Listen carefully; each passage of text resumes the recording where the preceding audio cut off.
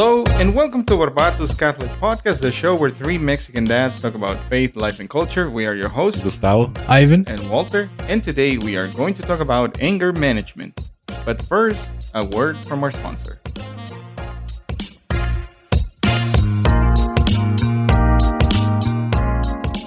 Now is a great time to learn more about CMF Curo as a Catholic healthcare option for your family. You can join anytime throughout the year. Plus, you'll experience an authentic Catholic community that cares about your whole health, spirit, mind, and body. CMF Curo members share medical burdens in community, have access to a spiritual director, concierge services, health and spiritual resources, and more. Visit mycatholichealthcare.com to learn more about CMF Curo. That's mycatholichealthcare.com.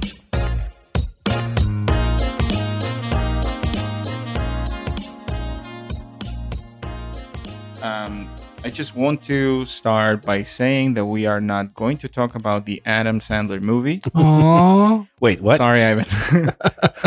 I prepared for that. Dang it. I watched it today. No, Of I'm all kidding. the Adam Sandler movies, I think that's one of the top 5 worst ones that he has made. What? I don't like anger management. No. Oh, dude, the scene where Jack Nicholson throws the eggs. I only watched I it said once. over easy. Oh, I remember that That scene, one. but I only watched that movie once. Same. I was like coming out of my Adam Sandler phase at that time. I mean, Dude, I Happy love Gilmore Adam just turned Sandler. 25 years old. Isn't that crazy? It's crazy. And it aged so well. If I do say so myself. That is very funny. I think my top 3 Adam Sandler movies would be 50 First Dates, So good. and then Waterboy, and Baby Boucher. Baby Boucher. HQO! And the third one, I don't know, this is going to be kind of a very polemic one, but the one where he is the son of Satan. Dude, Oh. Little Nicky. Little Nicky. Love that movie. It's so good. That's such a quote of a movie. I mean, it's so bad. Now I want to go watch Little Nicky. I have like vague memories of that one. It's very weird, Mm-hmm. but you know, His dad. I know Harvey Satan. Keitel is his dad, Yeah, right? that's Satan. And then his mom is an angel and it's Reese Witherspoon. but anyways, we said that we are not going to talk about that. 40 minutes in. No, hombre, güey, luego cuando le hacen la otra en la escena esta. We just missed the popcorn on this I one. know. Seriously, man. Anyway, other than that, I didn't have anything else prepared for banter, so I guess we just jump in. Okay, so we have talked about like having problems with anger, like controlling our tempers and whatnot, sprinkled in several different episodes. And I think that is normal for men to have difficulty with like aggressiveness and lust. I think one of the men's conference that I went to, and some of the priests that I've talked to in the confessional, they are basically like, yeah, you're going to struggle with that for the rest of your lives. I'm like, thanks, Father. That's very encouraging. But I like, for example, I thought that with anger, I had a good handle of it.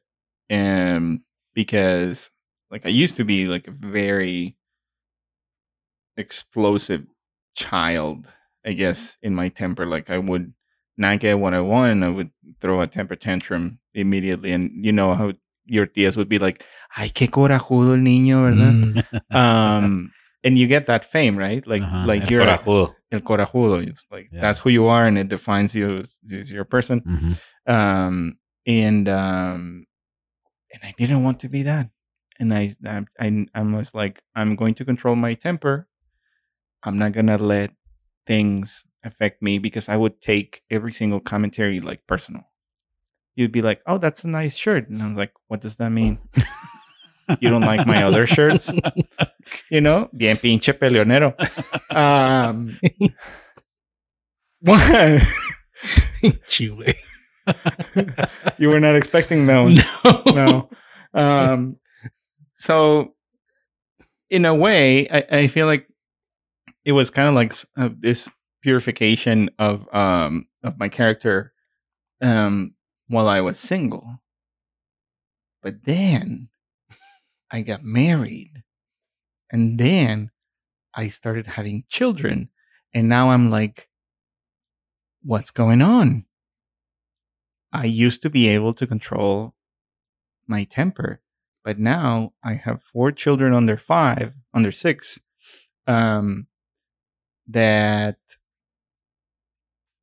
I am having a hard time controlling my temper around them because, you, at least in my case, I get like this sensory overload when they are all in the witching hour getting very crazy all together. It's like they're like, how about we make as much noise as we can at the same time to see if daddy's head will explode. Right. It's like, oh, that's why when did you start developing this problem with high blood pressure? I was like, you see, I started having children and I also eat like garbage. But to the point where I started to catch myself, and then my beautiful bride kind of like, she's my sounding board. So she was like, I think that you are not finding a lot of joy in fatherhood. And that really hit home with me. I was like, this is probably not good. And to some extent, it is very difficult to be a father. Like, don't get me wrong. I love my children. The joy that they bring to my life, I cannot imagine my life without them. I love them. But the anger thing, the temper thing, it's something that now I need to reevaluate what I'm going to do in order to not have my peace taken away by my situation, right? I think we did an episode where we said, like, when you cannot, I think it was the gentleman episode, where you cannot change your situation, you need to change yourself. And I have been resisting that change. Well, it's not easy. No. Yeah, but and it takes practice too. Yes. I mean, you've been a father for 6 years, right? Correct. So I think, and it has its stages. Yes, because they're a baby, and then the second baby comes, and the first baby treats the other baby really cute, and then everything's really cute still. Then as they start growing and they start becoming more aware, they're exploring too, and they're growing and learning, and they want to see how far they can push it sometimes, and limits, and what they can do and what new stuff they can do. For us, we see them do certain things and you're like, what were you thinking? And for them, it's just like, I don't know, I'm just me. Yeah. So much simpler for them, and we overanalyze everything, where it's like a lot of the frustration comes from, because I think you and I are more alike every single day, right? Because when we were talking about this episode, it's like, yep, oh yeah, okay, I'm reading the outline, and it's like we struggle kind of like with the same items. Yeah. How about you, Ivan? I mean, I feel like I'm on the same boat as you. I always thought that I was a very patient person growing up. And then I had kids. And then I quickly realized, man, I am not patient at all. So, like, I mean, I feel like I'm still learning. Like, our firstborn, she's now a toddler. So we're going through that. She's always pissed off phase. Or everything is hers, mine. And then now you have the middle one who's like crawling all over the place. She's mobile now. And then you have, so it's like we're going through the toddler phase with Lily, and then she's gonna grow out of it. But then Pia's gonna become a toddler, and then Olivia's gonna become a toddler. So it's like like you get ahead of it, but then it's like, crap, it's going to happen again. But no, I mean, I feel like I'm kind of on the same boat. On the same boat. I think a lot of it has to do with you're on a constant state of alertness. And you're always on the edge of your seat. Yeah. Oh, yeah. You know, that's what it is. And whether we acknowledge it or not, it's stressful to live like that for long periods of time.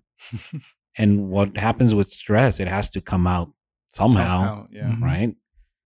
And it doesn't always come out the way that you want it to come out. Exactly. And then you're like, crap. Again, we're human, right? Exactly. So Ni modo, la cagué. ¿Qué quieres que te diga? Yeah, and you know, I'm looking at the outline, and again, it's like Gustavo, you get your short fuse from your dad. My dad is same thing, very short fuse, like to the point where I grew up like scared of my dad, of like doing anything that would like trigger him, which is not a way for a kid to live. Like, you don't know what is going to trigger him. Just like if my kids don't know what's going to trigger me, that is not a good experience of a father, which made me to think of like, okay, know thyself, right? What are your triggers? I think it's helpful, just like we said, like all that stress bottles up and has to come out somehow. But if you can identify what are the things that are making you start to get going in that direction, check yourself. For me, it's like when I'm not well rested and I'm not well physically.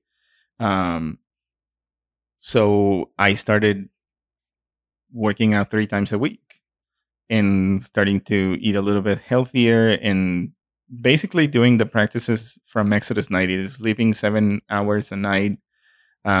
Because, you know, it seems like very logical for anybody who wants to try to live a healthy lifestyle to be like, well, eat a little bit healthier, get your rest, do some physical exercise, because, you know, we learned from Legally Blonde that people with endorphins don't kill people.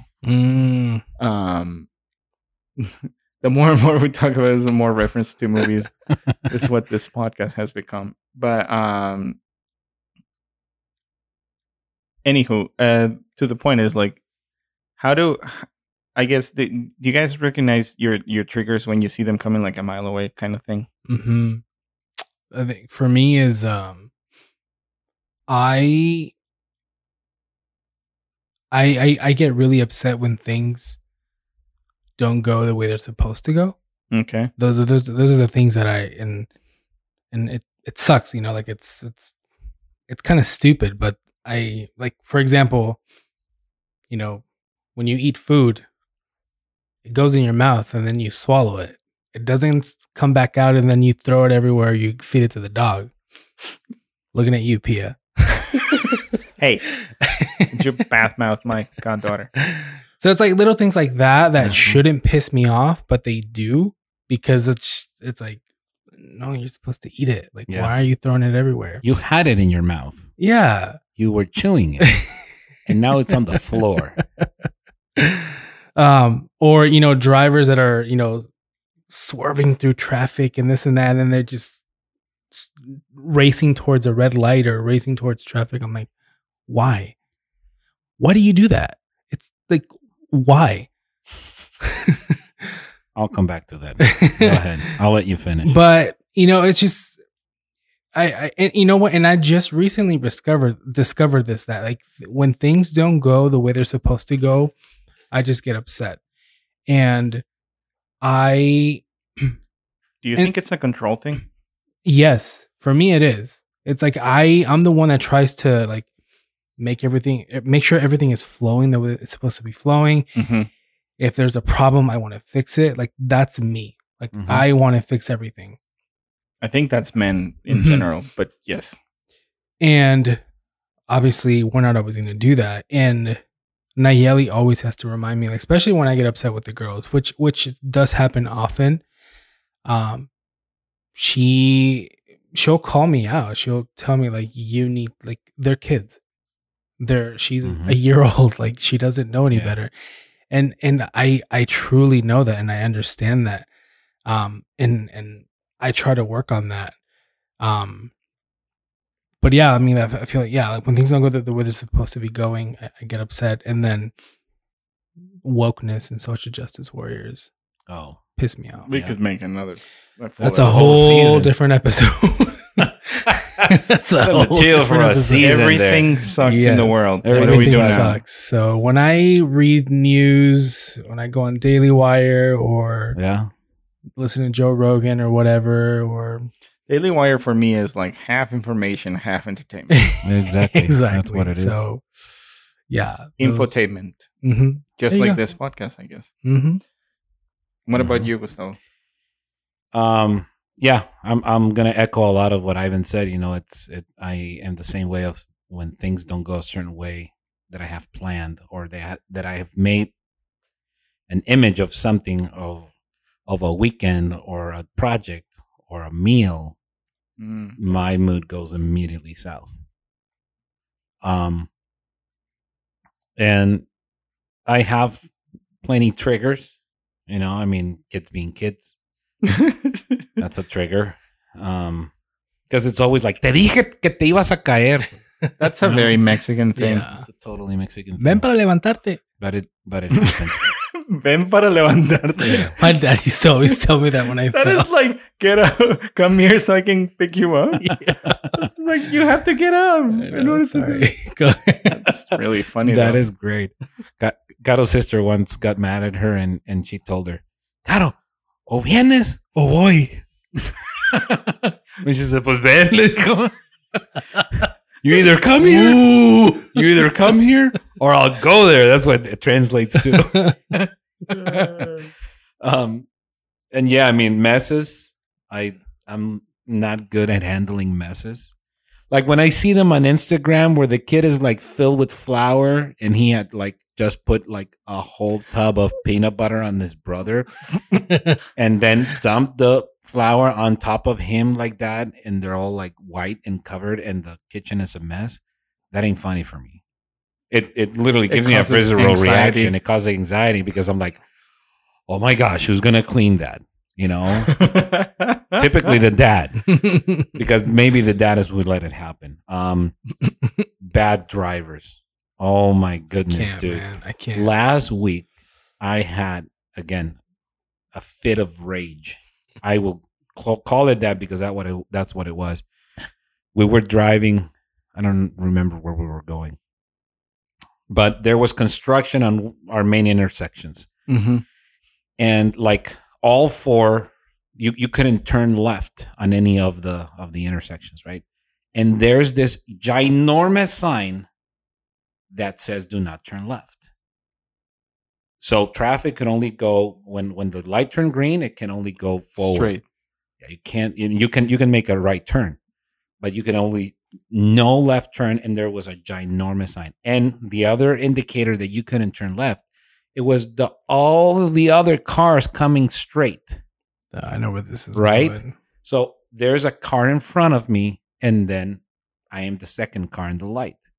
This light turns green, and this person in front of me has their left signal turned on. And they pull up into the intersection to try to turn left. There's literally 20 cars coming back to back. I just lost it. I just like start honking my horn as hard as I could. And Caro is like next to me, is like, calm down. It's like, it's okay. I'm like, it is not. You know, you have to know that people in Arizona carry guns with them. I acknowledge that after I calm myself down at the other light. I'm like, that guy could have shot me, you know? But it was a Prius. So I was like, How dangerous can he be? Ooh, he cares about the environment. So yeah, traffic for me is a big one. A big one, and I feel really bad about myself and about the person when I end up doing something bad in traffic, because I'm not like the perfect driver, right? I try to be very conscientious when I drive. Mm-hmm. But yeah, I mean, like, poor service is another one. Like, my dad is like, if we go to a restaurant and the service is bad, he'll verbally say it out loud. It's like, this sucks in front of the server. You know what? This thing that is your job, you're really bad at it.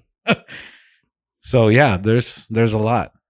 You know what bothers me is like there's people that I know that would like be mean on purpose to the servers when they're not getting their way in restaurants. I'm like, do you know they handle your food and they can easily spit on it? Yeah. Like, always be nice to your servers. I mean, be nice to people, but you don't have to be a Richard about everything. But yeah, that's just it's I don't want to say that it's the little things, but it's most of the things that I guess most of the things that we've mentioned is like most of the times are things that are out of our control. Mm-hmm. And the only thing that we control is our reaction to the thing. Correct. You know,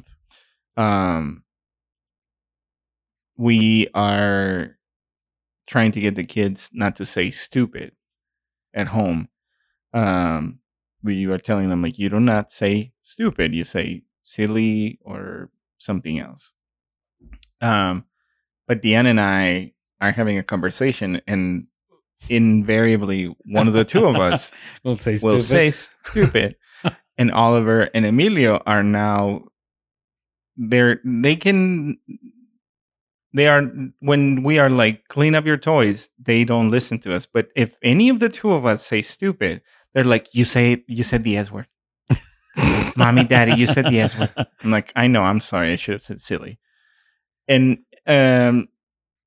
those kind of things is like, it's the little things. What do you do when you have the situation presented to you and you react? You want to react with a visceral thing, but you need to pump the brakes, take a breather, know what you're going to do. Because, you know, if you're in traffic with the girls in the van and they see how you react, they're like, yeah, well, that's how you handle someone who's being a poo-poo head in the intersection, right? Instead of being like, well, let's just pray for this good person that doesn't know better, you know? Right. But most of the time, like, who are we kidding? Not everybody reacts like that unless you're like saying, if you're that person, please send us an email so we can learn your ways. But yeah, I think that most of my experience of like surrender, which is like, it's a good segue into the what do we do? Like, what are some of the things that we can tell people that are listening that are like practical stuff that can help with specifically controlling our temper. And you know, the two things that have helped me the most has been fasting and prayer. Because I think that and even Deanna has brought up this, like, when you're fasting, you're like way more patient, way more in control of your emotions, because you are voluntarily denying yourself of sustenance or something good, which is food, and offering that little sacrifice for whatever reason, could be for the good of your family, for someone that asks you to pray for them, etc., etc. I think that, like you said, Gustavo, is like it's stages in life, right? My kids are not going to always be 5, 4, 2, and 6 months. Mm-hmm. It's not going to last forever. And I want to do something because it is affecting Deanna and it's affecting the kids. I want to be the dad that God wants me to be. So I started rereading this book called Wild Things, about raising boys. And then I realized that Oliver has changed to a different phase. So he went from the explorer to the lover, according to the authors. So he needs different things now, and than Emilio needs, right? Because Emilio's still like complete explorer, and he's trying to like figure out what is happening. He gets very crazy, but Oliver is starting to get like a little bit more tenderhearted. So I need to discipline him differently, so he doesn't cry inconsolably when I am like stern with him. You know, yeah, those kind of things that you need to adapt to the situation. So I don't know. I'm very like into self-help books and things like that, but that in combination to like going to the source, going to Jesus, and just if you're struggling with your fatherhood, I mean, talk to your spiritual director, talk to your priest, talk to your friends. I'm basically treating the podcast as my personal therapy. That's good. It's a good outlet. You know? So thank you, our 10 listeners, for listening. So the first time we did Exodus 90, I really don't think I got anything out of it other than losing weight, because I was always frustrated that I wasn't able to get the 7 hours of sleep in, that I wasn't able to establish the routine, because it's life, right? I mean, you have a family and certain things happen. Sometimes like a kid is like up sick, or like they're scared at night and they wake you up 5 times a night because there's wind outside or whatever. And for me, that kind of like started becoming secondary. My primary was like, I am not getting enough sleep. So I'm not going to be able to get up tomorrow to do my exercise before I go to work. So my whole day is crap. And that was kind of like a constant for those 90 days. You know, so I was getting a lot more prayer in, which is always very good. But I guess the perfectionist side of me was like very frustrated that I wasn't doing it as well as I could. But that's totally an attack from the devil. You know, because especially when you're doing things to become closer to God, I think that's when he attacks you. That's when he attacks you the most. You're trying to get closer to him, and he'll get you in your weaknesses, right? It's like, this guy has a really short fuse. I'm just going to drop this cup of milk right in the couch, and boom, you know, and that happens. And yes, so Exodus 90 for me, the second time around, I think I was a little bit more fruitful in terms of like recognizing the other good thing is that as you have a wife that calls you out, I have one that calls me out, you know, and I have 2 girls that call me out now because they're at age. They're like, Dad, why are you mad? You know, something wrong? Go to your room. Because yeah, cállate. So yes, I mean, God always is kind-hearted enough to tell me, you know what? Same as Diana, you know, it's like, you gotta live your fatherhood a little better, you know, in terms of like how much you can offer as a dad. And the other thing is like, obviously them as moms, they get frustrated too, you know? So she tells me, when I get frustrated, I don't need you to get frustrated. I need you to be like the opposite and kind of like balance it out, because both of us frustrated, nobody wins. So work on that. Is like, please help me when I get frustrated. You gotta like be that like balancing act. Yeah. You know, so there's a little calmer, you know, there's peace in the household, because there's always going to be frustrations on a daily basis.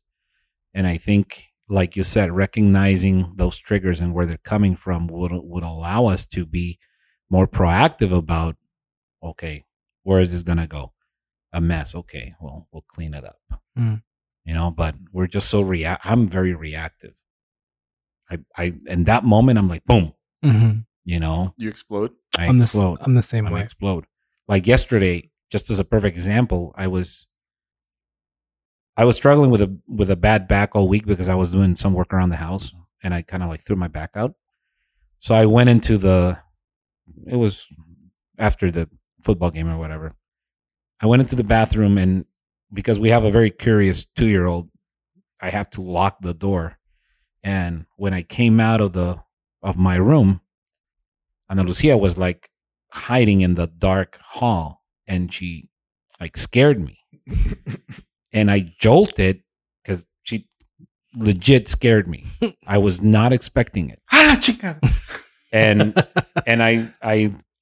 I hurt my neck because I kind of like twitched back, and I was pissed. I was pissed because I was like, now my back's hurting, now my neck's hurting. I can't turn around. We're just laughing. No, it's funny now, right? And that's how I should have taken it.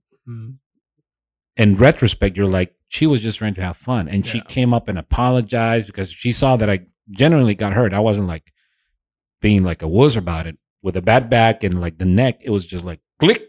I'm like, oh, I'm not going to sleep right. But I immediately go to the future. I'm like, this is going to suck later. You know what I mean? Instead of like trying to figure out that moment and like, this is going to be the worst thing in the world and there's nothing that can change it. Exactly. So it's a struggle.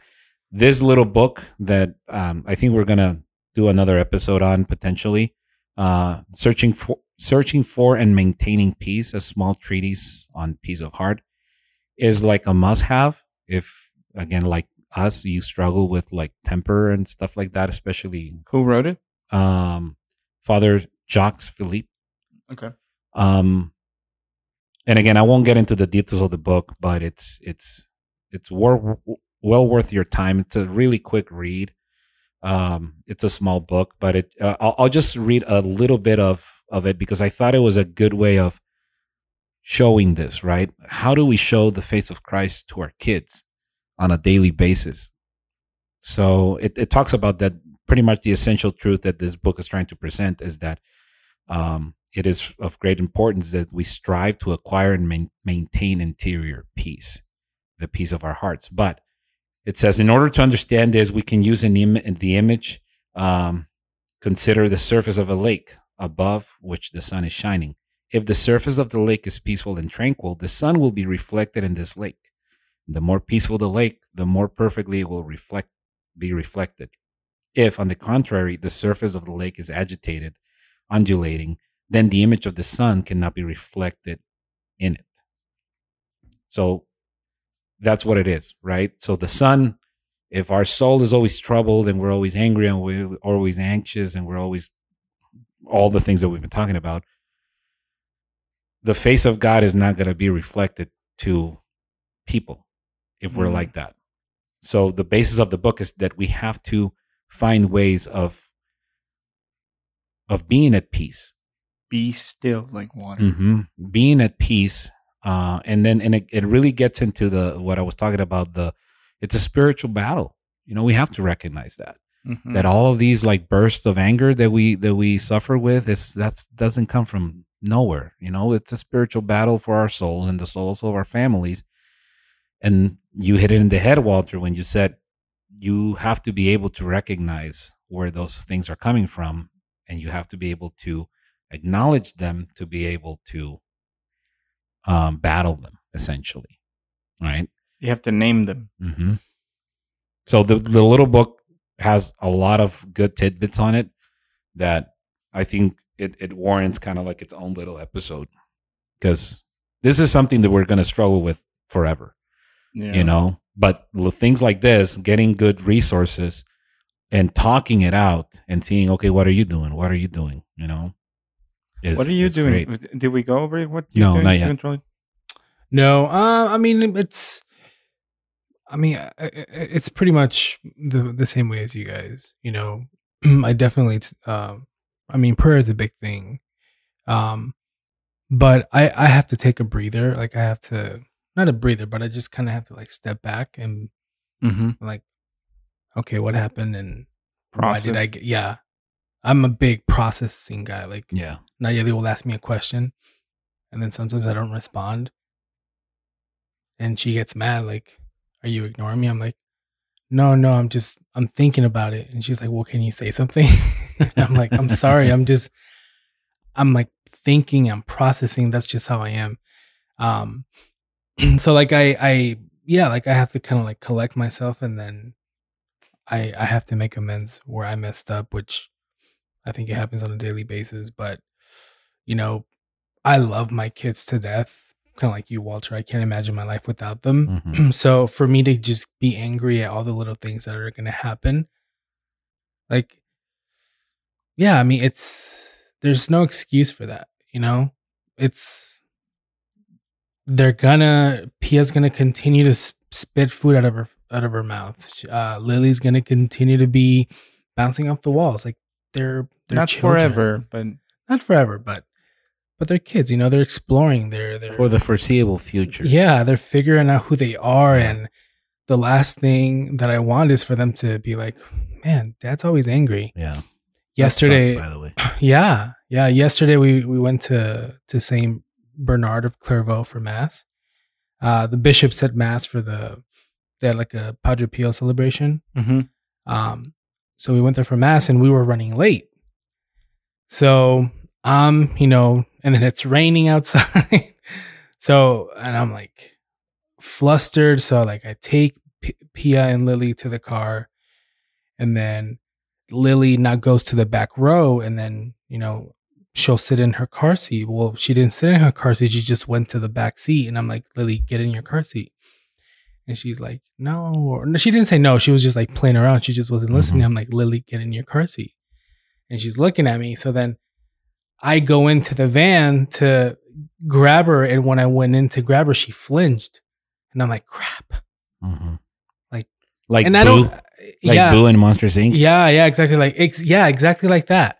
And it hurt me. Like that hurt my heart. I'm like, and I don't hit my kids. I really don't. Well, that's una nalgada, But we're intimidating. The size of our bodies compared to like a 2-3 year old. So that freaking bear. Yeah. Yeah. To their eyes. Yeah, exactly. So just watching her flinch and she like closed her eyes. I'm like, crap. So like I grabbed her and like I sat her down. I buckled her in.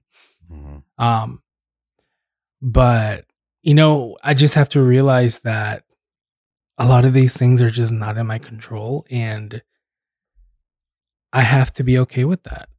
I just have to roll with it, and I can't get angry at every little thing. And I do appreciate that Nayeli does a very good job of reminding me. She really does. Like she is so patient with the girls. She has her moments where she gets frustrated as well. I mean, she stays home with them all day.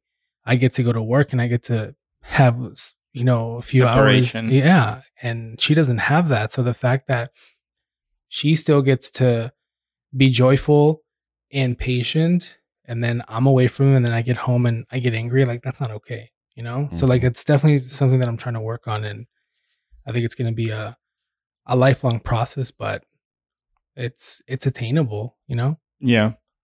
And to give you even more hope, I have 2 examples of saints that I found on this article called "The Struggles of the Saints," and there's a whole bunch of saints that struggle with several different things like anxiety and depression, but specifically for anger. I found out that Saint Jerome had a really abrasive personality, and he was easily upset, and he had the trouble controlling his anger. So he always like making enemies who with people that try to like oust him of his position where he was. And then, but the thing is, like he always had a fair amount of remorse when he lost his temper, which led him to repent and make amends to those he offended. So in a way, Ivan is kind of like Saint Jerome. But he is like a good example that we can still be saints even though we have a temper and even a hard time getting along with others. It's not just about being nice or getting everybody's approval. It's about, doing the right thing, and if we make mistakes, make amends for it, and try to control our tempers. And the second one is Saint Francis de Sales. He struggled with anger when certain jokes were made about him. Like he uh, had that fault that I was talking about of tending to take things personally, like your shirts, like my shirt. What about my shirt? And it says that he battled anger for like 19 years until he kind of had it under control. He took the problem and learned as much as he could about himself as and human nature, which is kind of like the know thyself that we were talking about. And then I didn't know this, but a result of that, he wrote Introduction to the Devout Life, which, it's one of the most popular books for guiding people through the spiritual journey. So in this little book, the Searching for and Maintaining Peace, the last part of it is like what the saints say. And St. Francis de Sales is one of the ones that is listed here. Well, there you go. And he's saying that God is a God of peace. Yes. And it gets into a whole argument about what that means. So that's interesting that you brought him up. And he's known as the gentleman saint. So I've always kind of perused Introduction to the Devout Life and had it on my to read list. But I guess now I need to I feel like way more close to St. Francis de Sales now. It's like, oh, you had a bad temper too? Okay, let's be friends. And the bonus one, St. Peter was a hothead and he became Pope. So, there's that. If he can do it, I can do it. If he can do it, you can totally do it. And it's also a big exercise in detachment. Yes. I think. Especially like for you and me, Ivan, that we're talking about of like control freaks and you want things to happen a certain way. Perfectionist. It's not, that's, humility and detachment. And it's tough. I struggle with it a lot, because like you said, it's always about being 2 steps ahead and having a plan. And that just leads to a lot more anxiety because you're not living the now, essentially. You're always trying to plan for the future. And this book goes into that exercise of like detachment to maintain a free and detached soul. So I thought that was pretty cool about it. One other thing that I was just thinking when you were saying that I realized is that when I was growing up, whenever I wronged someone or I messed up or I got angry at anyone, I was terrible at apologizing. Like I wouldn't. We would just kind of forget about it, like with you're growing up with your cousins and se enoja tu primo, and it's like 30 minutes later we just like get over it. So it's kind of how it was. I don't really remember times where like I apologized for when I wronged someone, which is so bad to think. But I feel like I really learned that as an adult, and especially now that I'm married. Like when I, especially like if I didn't do something or I said something wrong to Nayeli, like I feel like I'm always the first one. And this is not something against her, but I feel like I'm always the first one. Like, I'm sorry that I did that. Like, I apologize. And yeah, like, I mean, I feel like, if you're someone who struggles to kind of like make amends or to apologize, it's so freeing to do that. But also like mean it, Right. Like be sincere about it.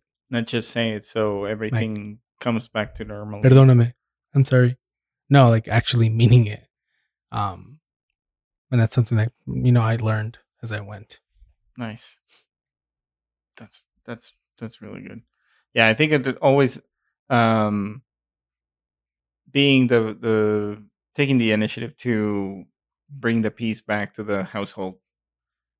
It's something that I also need to be better at, because I feel like I wallow in my annoyance, Same.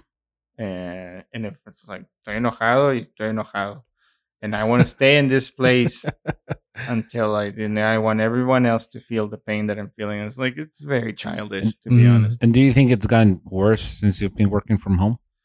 I mean, it definitely has played a factor, because it's like the compartmentalization, the lines are blurred now. Mm-hmm. So, and actually, that's a really good point, because I talked to Deanna about it, and she brought it up. It's like, you had like a 40-minute commute where you were just like listening to your podcast or an audiobook, where you had time to like prepare to be on your 5 to 9, as I call it. And now that there's not that time, so now she's really good at like, do you need to get out? Do you want to go get a cup of coffee? You need to go for a drive. She gives me those opportunities, and I think that pride sometimes gets the best of me, and I'm like, no, I'm fine. I'm gonna stay here. I'm fine. I will tough it out, I tell you. Yes, exactly. I'm guilty of that too. Yeah. So, me too. Yeah.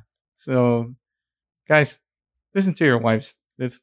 Yes, very much. That's the best advice we can give in this podcast. Pretty much. If you get one thing out of this episode, is listen to your wives. What is the scripture that says that one that finds a wife finds a gem of high worth? I'm probably butchering it, but seriously, guys, I maybe we just got lucky and we just got like 3 really good ones. But anyways, or maybe if you get anything else out of this episode, it's just let go and let God until we make the review of that book that Gustavo read. Yeah, and the last tidbit from the book is it says that God can work with anything, even with our sins. So He'll make something good out of it. We just have to keep at it and go to the sacraments, stay close to the Lord in those moments. Go to confession, and adoration helps a lot. Prayer, constant prayer, and constant conversation. And while you're making your examination of conscience, we're going to thank you for listening to this episode of Barbatus Catholic Podcast, the show where 3 Mexican dads talk about faith, life, and culture. If you like the podcast and want to help us out, there are several things that you can do. In Apple Podcasts, subscribe, rate, and review. In YouTube, you can subscribe, like, and turn notifications on. And also share the podcast with your friends and family. And if you really like the podcast, you can buy us a coffee, literally. Go to buymeacoffee.com/Barbatus in order to caffeinate us. And if you buy us a coffee, you automatically get a shout out in one of our episodes. And if you don't like the podcast, well, just keep it to yourself and let others make their own mistakes. We are on Instagram at Barbatus Catholic Podcast. You can send us an email at hello@barbatuscatholicpodcast.com. On the web, we are at barbatuscatholicpodcast.com, where you'll find the show notes for this episode and more. Blessed Solange Casey. Pray for us. Until the next time.